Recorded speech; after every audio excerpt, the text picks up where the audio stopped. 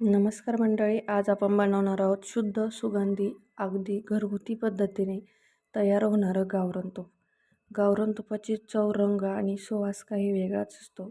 आणि सगळ्यात खास म्हणजे हे तूप आपण घरच्या घरी अगदी सोप्या पद्धतीने बनवू शकतो.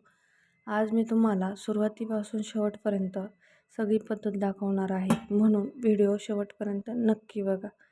चला तर मग व्हिडिओला सुरुवात करू. सर्वात आधी मी इथे साधारण 8 दिवसाची साय साठवून घेतली आहे. घरात रोजच्या दुधात जी साय जमा होते ती आपण वेगळी काढून फ्रीजमध्ये साठवून ठेवली होती. अशी साठवलेली साय वापरली की त्यापासून छान लोणी आणि भरपूर तूप निघतं. गावरान पद्धतीने तूप बनवायचं असेल तर ही पहिली आणि सर्वात महत्त्वाची पायरी आहे. आता साठवलेली साय मी मिक्सरच्या भांड्यात घातली. त्यामध्ये थोडंसं पाणी घालून छान साय फिरवून घेतली. मिक्सरमध्ये फिरवल्यानंतर हळूहळू यापासून लोणी वेगळं व्हायला सुरुवात होतं. एक 2 ते 3 मिनटं छान मिक्सरला फिरवून घ्यायचं पाणी टाकून. त्यानंतर त्यामध्ये लोण्याचा गोळा तयार व्हायला सुरुवात होती. बघा, अगदी छान पद्धतीने लोणी वर आलेलं दिसत आहे. हेच घरगुती लोणी पुढे आपल्याला तूप बनवण्यासाठी वापरायचं आहे. आता हे तयार झालेलं लोणी मी वेगळं काढून घेतलं आहे एका भांड्यामध्ये. घरच्या साईपासून तयार झालेलं लोणी खरंच खूपच मऊ आणि ताजं आणि छान लागतं.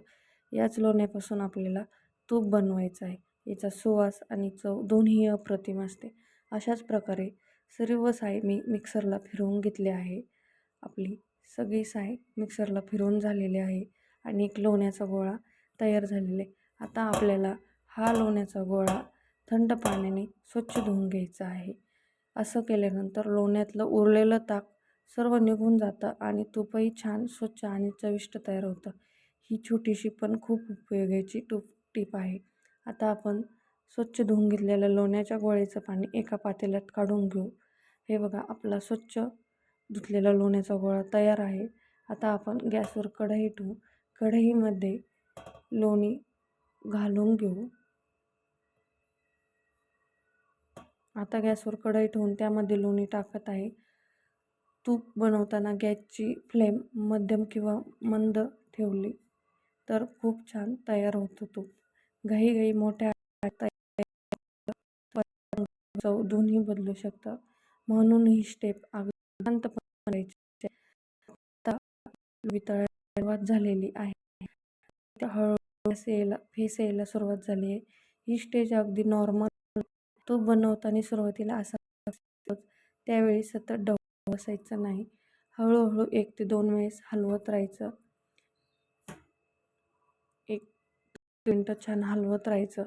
उतू जाण्याची शक्यता असते, त्यामुळे तुम्ही ॲल्युमिनियमची कढई किंवा पातेलं वापरा. मी स्टीलची कढई वापरल्यामुळे खाली लागण्याची पण शक्यता असते. तुम्ही तेवढी काळजी घ्या. आता तूप सुटायला सुरुवात झालेली आहे. आता थोड्या वेळाने बघा, हळूहळू लोण्यातून तूप सुटायला सुरुवात झाली. रंग बदलताना आणि वरचा फेस कमी होताना दिसतोय. याच वेळी घरभर एक भन्नाट सुगंध दरवळायला लागतो. खरंच तूप बनत असताना जो वास येतो ना, तो खरंच खूप छान असतो. आता छान तूप तयार होत चाललं आहे. हळूहळू याचा रंगही पिवळसर दिसायला लागला आहे.